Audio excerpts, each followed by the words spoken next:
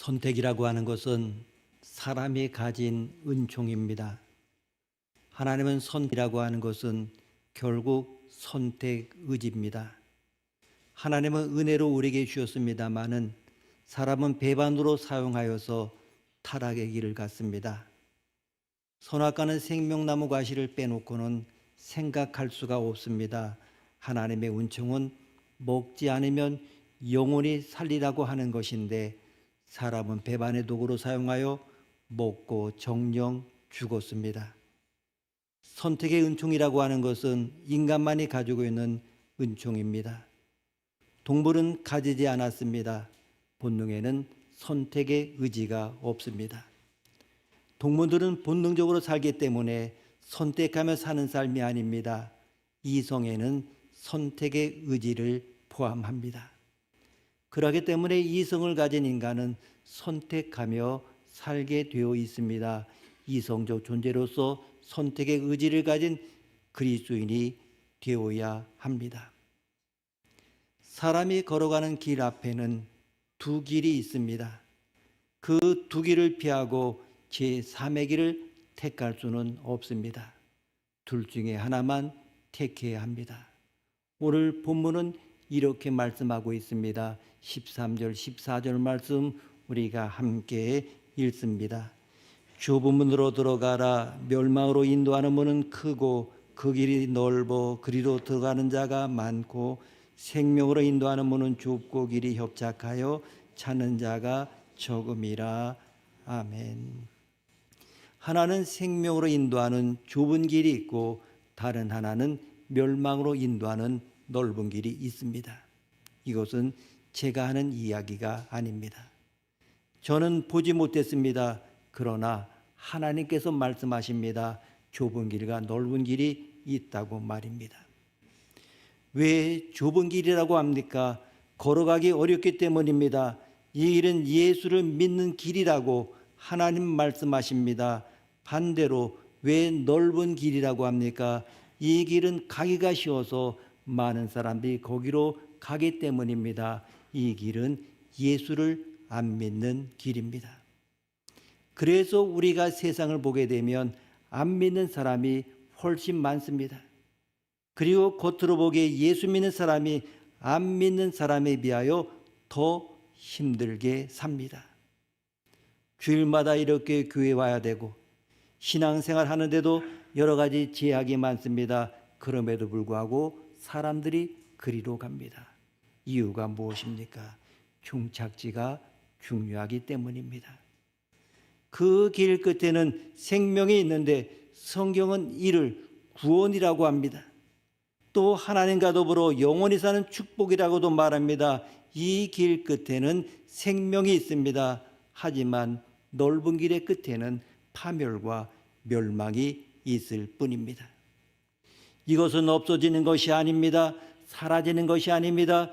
영원히 죄짐을 지고 그 죄값을 물어야 하는 고통스러운 결과입니다. 이것을 멸망이라고 합니다.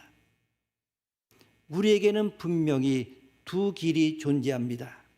하나는 생명으로, 다른 하나는 멸망으로 인도하는 두 길이 있습니다. 우리는 이것을 잘 모르지만은 천지만물을 창조하신 하나님, 인간을 창조하신 하나님, 그리고 시공을 초월해서 존재하신 하나님, 이 하나님은 무덤 이편의 세계와 무덤 저편의 세계를 훤히 내려다보고 계시기 때문에 우리에게 분명한 정보를 전해 주십니다. 너희는 무덤 저쪽의 세계를 보지 못했으니까 아무것도 없다고 스스로 판단을 내리고는 마음 두고 사는지 모르지만은 무덤 저쪽에는 두 길이 있다. 사람은 둘 중에 하나의 길을 선택해야 된다. 분명 잊지 말아야 할 것은 두 길을 선택하는 그러한 과정이 죽음 이후가 아닌 무덤 이편에서부터 시작이 된다고 하는 것입니다. 여러분, 어느 길이 더 복된 길입니까? 누구나 다 영원히 사는 길이 있다면 그 길을 가고 싶어 할 것입니다. 하나님은 사랑이시기 때문에 우리가 망하는 길로 가는 것을 절대로 원하지 않으십니다. 영원히 사는 축복의 길, 구원의 길로 가기를 간절히 바라십니다. 그래서 요한복음 3장 16절을 보게 되면 우리가 이 길을 가기를 원하는 하나님의 그 사랑이 거기에 잘 나와 있습니다. 하나님이 세상을 이처럼 사랑하사 독생자를 주셨으니 이는 그를 믿는 자마다 멸망하지 않고 영생을 얻게 하려 하심이라. 아멘. 하나님이 세상을 여기에 세상 대신에 나 혹은 우리로 바꿔서 한번 읽어보십시오. 하나님이 우리를 너무나 사랑하셔서 독생자 곧 자기 외아들 주었다고 말씀합니다. 우리 대신 자기 아들 예수 그리스도를 희생하셨다는 것입니다. 그 이유가 무엇입니까? 예수를 믿는 자마다 멸망하는 길이 아닌 영생을 얻는 길로 가도록 하기 위해서라고 말씀합니다. 그만큼 하나님은 우리가 구원받기를, 우리가 영생 얻는 길을 걸어가기를 원하십니다. 그런데 심각한 문제가 하나 있습니다. 영생의 길이 좋은 것인지는 알지만은 우리 스스로 그것을 택할 수도 없고 걸어갈 수도 없다고 하는 것입니다. 우리에게 있는 어떤 선을 통해서도 영생을 얻을 수 없다고 하는 것입니다. 우리의 능력으로 그것을 소유할 수 없다고 하는 것입니다.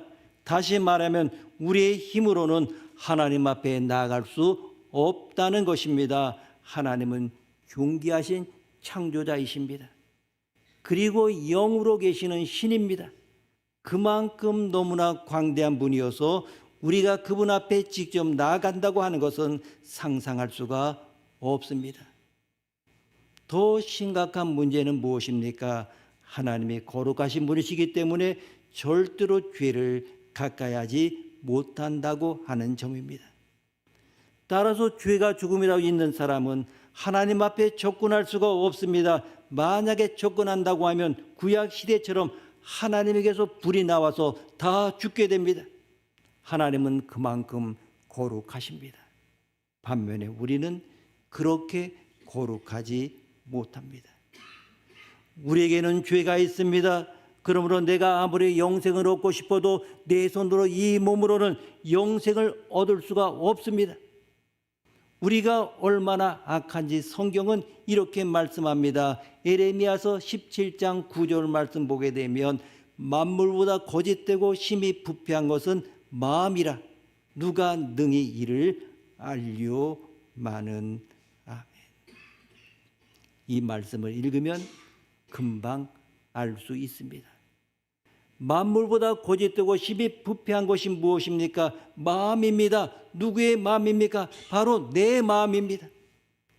의사가 환자를 보고 진단하듯이 하나님도 우리의 마음을 보고 이처럼 진단하십니다. 그 진단서에 이렇게 쓰여져 있습니다. 세상 만물 가운데 제일 거짓되고 부패한 것이 사람의 마음이다. 이 세상에서 가장 더러운 건 마음이다. 모든 악이 그 썩은 마음에서 나온다. 이 세상이 이렇게 더러워진 것도 썩은 마음 때문이다. 문명이 발달하고 살기가 더 좋아졌다고 하면 사람이 좀 더 선해져야 하지 않겠습니까? 그런데 요즘 인간이 얼마나 고약한지 인터넷만 접속해도 알 수가 있습니다. 사람들이 추구하는 것을 한번 보십시오. 잘 살면 잘 살수록, 돈을 벌면 돈을 벌수록 절대 한 여자로 만족하지 못합니다. 엉뚱한 짓을 하고 오만 가지 죄를 다 범합니다. 그러면서도 경건한 척하는 인간들이 한둘이 아닙니다. 그게 다 어디에서 비롯된 것입니까? 하나님이 우리 마음을 진단할 때 문제 있다고 할 만한 사람이 얼마나 되겠습니까? 모두 답니다. 우리가 선한 것 같이 보이는 것은 악을 범하는 사람처럼 아직 그런 환경에 놓이지 않았기 때문입니다. 어떤 환경에 동일하게 노출되면 우리는 다 비슷비슷합니다. 그렇기 때문에 하나같이 우리 마음 보게 되면 다 악한 것을 봅니다. 그러니 이런 마음 가지고 어떻게 하나님 앞에 나아갈 수 있겠습니까? 그런데 참으로 놀라운 사실이 있습니다. 분명 하나님은 우리가 죄인이고 우리 마음이 부패하여 절대로 하나님을 만날 수 없다고 말씀하셨는데 정작 우리는 그렇게 생각하지 않는다고 하는 것입니다. 우리는 은근 자신이 선하다고 생각합니다. 이 정도 양심적으로 살면 하나님 앞에 떳떳하게 나아갈 수 있다고 이런 약간의 망상이 있습니다. 살면서 그게 잘못한 일이 없다고 생각하기 때문에 교회에서 죄인이라고 하는 소리를 들으면 너무나 싫어합니다. 여러분 가운데도 분명 그런 분이 계실 것입니다. 물론 자신이 선하다고 여기는 것 나쁜 것이 아닙니다. 다만 우리가 나 자신을 선하다고 여기는 그 평가 기준이 잘못된 것입니다. 분명 얼마든지 선한 분들이 있을 수 있고 법이 없어도 살만한 분들이 있습니다. 지금까지 남을 속이지 않고 사신 분도 있습니다.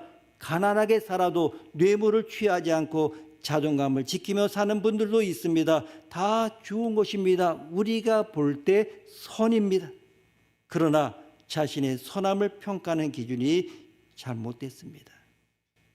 우리가 분명 다른 사람과 비교하면, 정말 사람들끼리 비교하면 저 사람보다 내가 선하다 이렇게 말할 수 있습니다. 그러나 우리는 선인지 악인지 판단할 때 그 기준을 사람에게 두면 안 됩니다. 하나님을 표준에 놓아야 합니다. 하나님 보시기에 내가 얼마나 선하냐가 중요합니다. 하나님이 정해놓은 그 기준에 따라서 나 자신을 보게 되면 선한 것이 하나도 없습니다. 그러면 하나님의 기뻐하는 선은 어떤 것입니까? 그것은 곧 하나님을 하나님으로 대우하고 하나님께 진정한 경배를 드리는 것이라고 말씀합니다. 하나님께서 명령한 것은 다 순종하는 것이라고 말씀합니다. 그런데 우리는 그런 말씀을 들으면서도 어떤 선택을 합니까? 우리가 사는 현대사회 분명 선택의 시대라고 말합니다. 영화관에 가도 예전처럼 하나의 영화만 보는 것이 아니라 멀티플렉스라고 하여 여러 편의 영화가 한 영화관에서 상영이 됩니다. 자동차도 옵션이 많아져서 선택합니다. 텔레비전도 수많은 채널이 있어 선택하며 봅니다. 점점 선택해야 할 것들이 많아지고 있습니다. 매일의 삶은 선택의 삶입니다. 이 매일의 선택에는 생명과는 관계없는 선택도 있습니다마는 생명과 관계에는 선택도 있습니다. 매일 아침에 무슨 옷을 입을까, 점심을 무엇을 먹을까, 누구를 만날까 하는 선택은 생명과는 전혀 관계가 없습니다. 그러나 의의 길과 생명의 길에서 선택하는 일은 생명과 관계가 있습니다. 영혼을 잠들게 하고 존먹게 하고 죽이는 선택이 많이 있습니다. 우리가 성경에 나오는 가인과 아벨을 보게 되면 똑같이 아담의 아들입니다. 그러나 한 사람은 하나님을 선택했고 다른 한 사람은 살인을 선택했습니다. 아브라함과 롯은 똑같이 갈대아 우르를 떠난 순례자입니다. 그런데 한 사람은 은혜가 많으신 하나님을 선택했고 다른 한 사람은 물이 많아 보이는 소돔 땅을 선택을 했습니다. 다윗과 사울은 똑같이 이스라엘 왕이었습니다. 그러나 한 사람은 하나님을 선택했고 다른 한 사람은 세상의 권력을 선택했습니다. 베드로와 유다를 보게 되면 똑같이 다 예수님의 제자였습니다. 똑같이 예수님을 부인했습니다. 그러나 한 사람은 예수님의 긍휼하심을 선택했고 다른 한 사람은 죽음을 선택하였습니다. 예수님은 우리의 선택을 예시하십니다. 좁은 문과 넓은 문이 있습니다. 좁은 길과 넓은 길이 있습니다. 많은 무리와 적은 무리가 있습니다. 반석의 집과 모래의 집이 있습니다. 하나님과 재물이 있습니다. 양과 염소가 있습니다. 영생과 영벌이 있습니다. 이런 많은 것 가운데 우리는 지혜로운 선택을 하며 살아가야 하는 것입니다. 선택은 지혜이고 지혜로운 선택은 축복입니다. 이 축복이 우리의 삶을 지배합니다. 하나님은 이스라엘 백성들에게 가나안 족속 중에서 아내를 택하지 말라고 여러 번 권고하십니다. 먼저 사람 선택에 지혜로워야 합니다. 사람 선택이 하나님을 잘 섬기는 지름길입니다. 그래서 잠언 22장 1절 말씀에 보게 되면 많은 재물보다 명예를 선택할 것이요 은이나 금보다 은총을 더 택할 것이라 이렇게 말씀하고 있습니다. 세상에 있다가 없어지는 물질이 아니라 마음의 세계, 영의 세계를 선택하는 지혜가 있어야 합니다. 영적인 선택이 하나님을 아는 길이기 때문입니다. 하나님의 마음을 가지고 세상을 봐야 하나님의 것을 선택합니다. 세상의 눈은 세상을 선택합니다. 여러분 누가복음 15장에 보게 되면 여러 비유가 나옵니다. 거기에는 잃어버린 것의 비유가 있습니다. 먼저 잃은 양의 비유를 보게 되면 목자가 99마리의 양을 우리에 버려두고 한 마리의 잃은 양을 찾으러 나섭니다. 잃은 동전의 비유를 보게 되면 귀인이 등불을 들고 열심히 쓸고 동전을 찾습니다.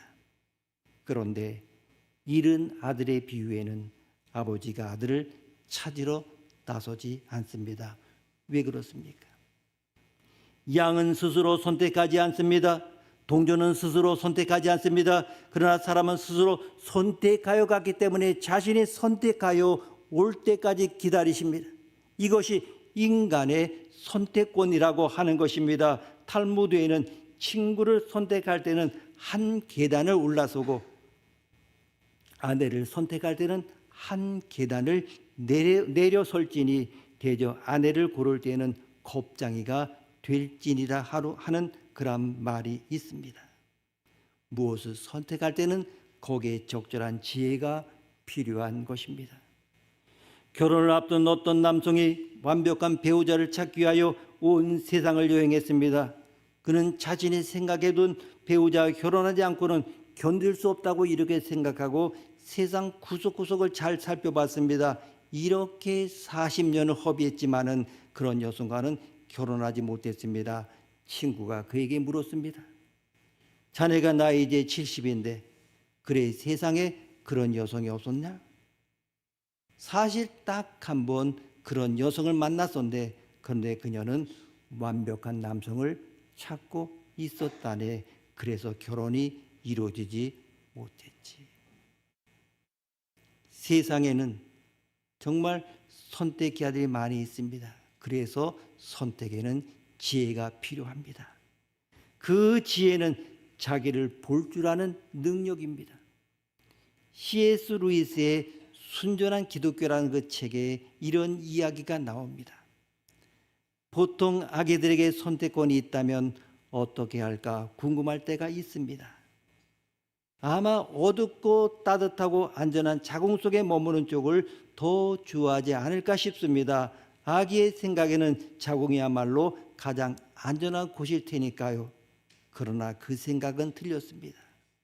자궁에 계속 머물면 아기는 죽습니다. 아기의 선택 기준이 그것은 자기가 하는 것이 아니라 어른 선택 기준이 있어야 됩니다. 선택 기준이 장성한 사람처럼 성장을 해야 됩니다. 선택의 기준이 어른다워야 됩니다. 그래서 신명기 30장 99절에 보게 되면 내가 생명과 사망과 복과 저주를 내 앞에 두었은즉 너와 네 자손이 살기 위하여 생명을 택하라고 이렇게 말씀하고 있습니다. 하나님이 선택의 지혜를 일러주신 것입니다. 선택의 지혜는 생명을 택하는 것입니다. 만일 여호와를 섬기는 것이 너에게 좋지 않게 보이거든 너희 열조가 강척비를 섬기던 신이든지 혹은 너희 거하는 땅 아모리 사람의 신이든지 너희 섬길 자를 오늘날 택하라. 오직 나와 네 집은 여호와를 섬기겠노라. 바로 여호수아의 탁월한 선택의 선포가 여호수아서 24장 15절에 말씀하고 있습니다. 얼마나 자신만만한 선택입니까? 여호수아의 선택이 바로 우리의 선택이 되어야 되는 것입니다. 땅에서 우리가 고생하고 하늘나라의 영광을 생각합니다. 현재 좁은 문으로 들어가고 영생의 길을 찾습니다. 그래서 예수님 말씀하십니다. 팔복에서 말씀하지 않으셨습니까? 마음이 가난한 자는 복이 있나니 천국이 저희 것이며 핍박을 당하는 자는 복이 있나니 천국이 저희 것이요. 바로 천국 지향적으로 천국의 행복을 바라보며 땅의 고생을 받아들이는 바로 이것이 순교자적의 삶이 아니겠습니까? 여러 번 넓은 문으로 들어가게 되면 그 문은 좁아집니다. 현재의 넓은 문은 장차 좁아질 것입니다. 많은 사람이 가는 길로 가게 되면 결국은 사망의 길로 가게 됩니다. 좁은 길로 가고 십자가의 길을 갈 때 넓어지고 영생을 지향하는 것입니다. 생명으로 인도하는 문은 좁습니다. 오늘은 좁습니다. 그러나 저 앞에는 생명을 바라보며 오늘을 기뻐합니다. 이것이 바로 믿음의 사람의 삶입니다. 제가 어떤 수필집을 보니까 제목이 너무나 재밌습니다. 나는 이런 사람을 싫어한다. 한번 생각해 보십시오. 헤어질까 무서워서 사랑 못하는 사람, 설거지가 싫어서 밥을 굶는 사람, 실패할까 무서워서 일 시작 못하는 사람, 떨어질까 무서워서 시험 못 보는 사람, 실수할까 무서워서 사람 안 만나는 사람, 사고 날까 무서워서 운전 못 배우는 사람, 기다리기 싫어서 소망을 버리는 사람, 자기를 버려야 할 줄 알면서도 자기를 포기하지 못하는 사람, 나는 이런 사람을 싫어한다. 여러분은 어떻습니까? 여러분, 좁은 문을 통해서 생명으로 갑니다. 그러므로 좁은 문에서 저 앞을 바라보며 기뻐할 줄 알아야 됩니다. 봄에 나가 씨를 뿌리면서 가을을 생각하며 기뻐할 줄 알아야 됩니다. 여러분, 오늘의 수고는 조금 어려운 게 아닙니다. 십자가의 길은 절대 무거운 길이 아닙니다. 쉬운 길은 사망의 길입니다. 좁은 문, 주님과 함께 간다면 이 좁은 문이야말로 행복한 문입니다. 아니, 좁은 문에서 고생을 스스로 즐길 줄 알아야 합니다. 때로 우리는 운동도 즐길 줄 알고 절제를 즐길 줄 알고 경건의 훈련을 즐길 줄도 알고 특별히 그리스도와 함께 가는 고난의 길을 행복으로 받아들이는 그런 사람처럼 바로 그렇게 즐기면서 가는 것이 신앙인이라고 하는 것입니다. 우리는 없는 것 같습니다마는 모든 것을 다 가진 남모른 부자입니다.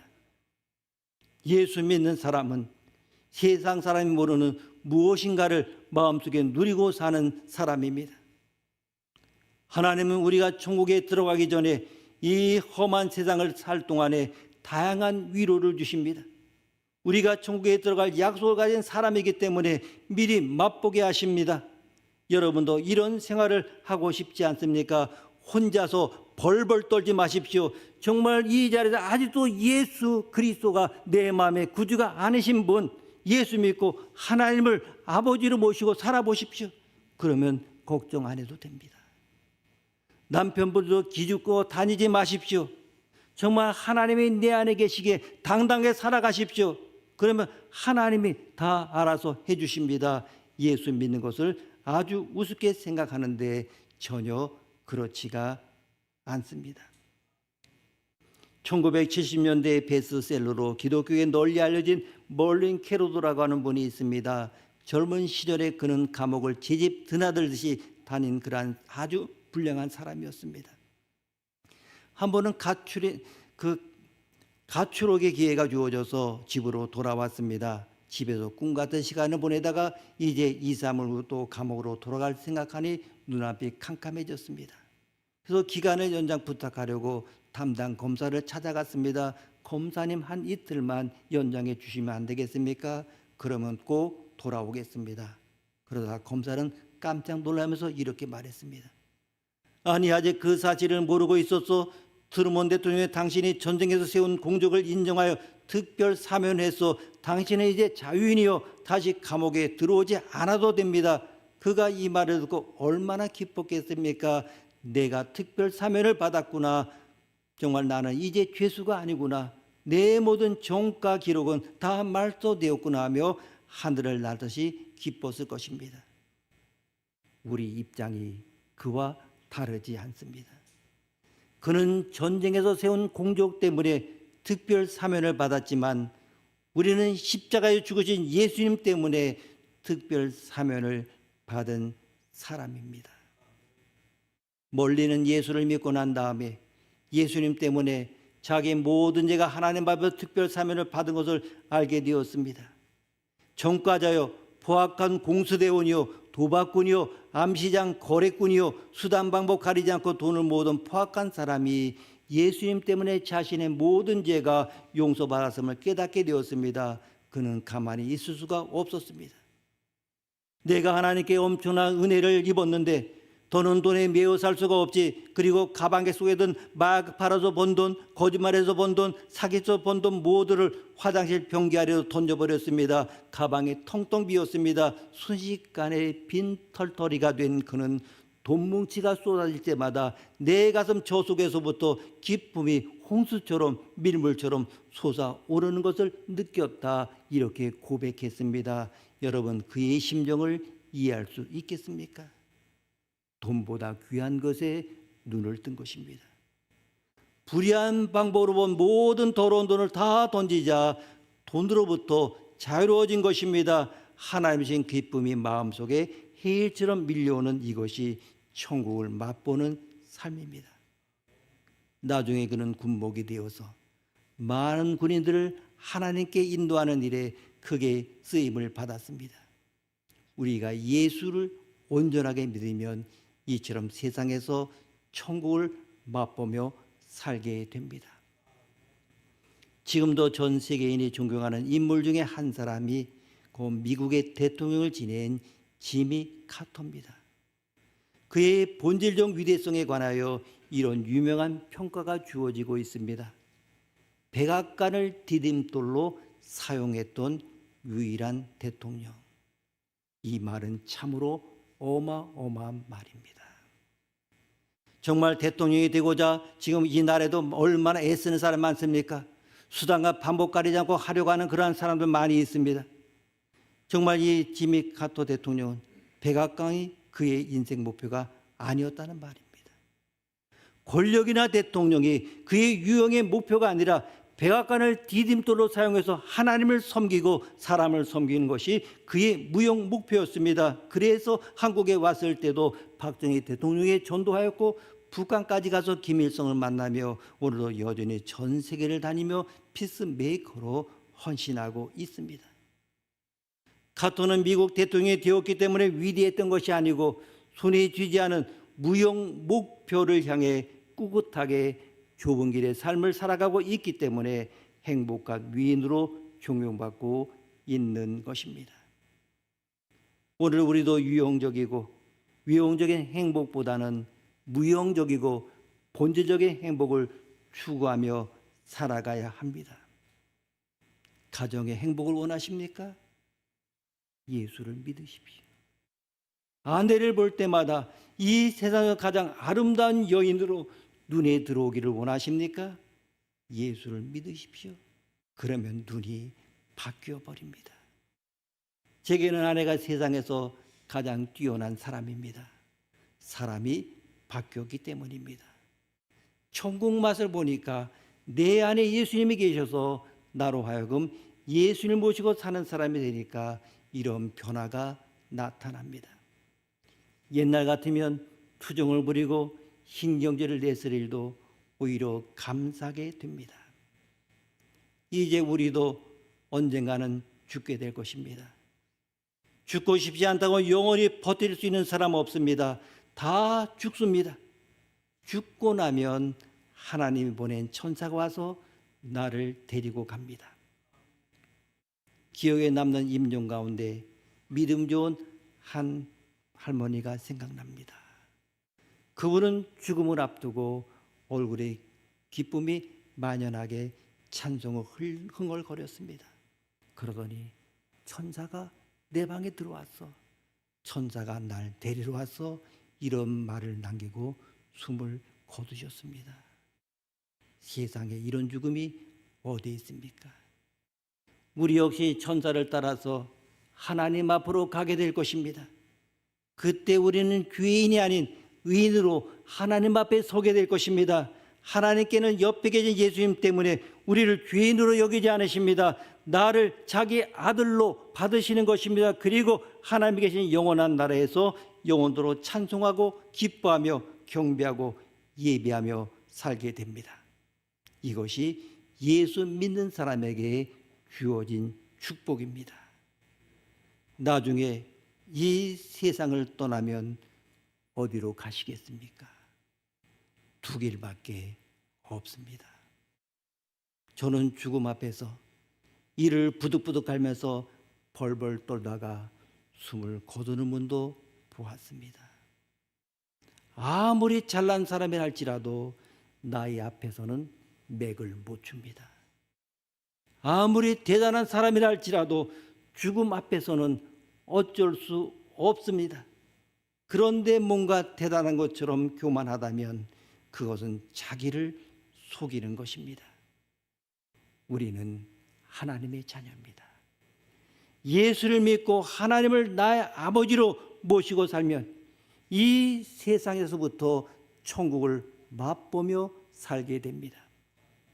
그리고 이 세상을 떠나면 우리는 예수님의 인도를 받아 하나님 앞으로 들어가 영원히 그 땅에서 찬송하며 살게 됩니다. 여러분, 무엇을 선택하겠습니까?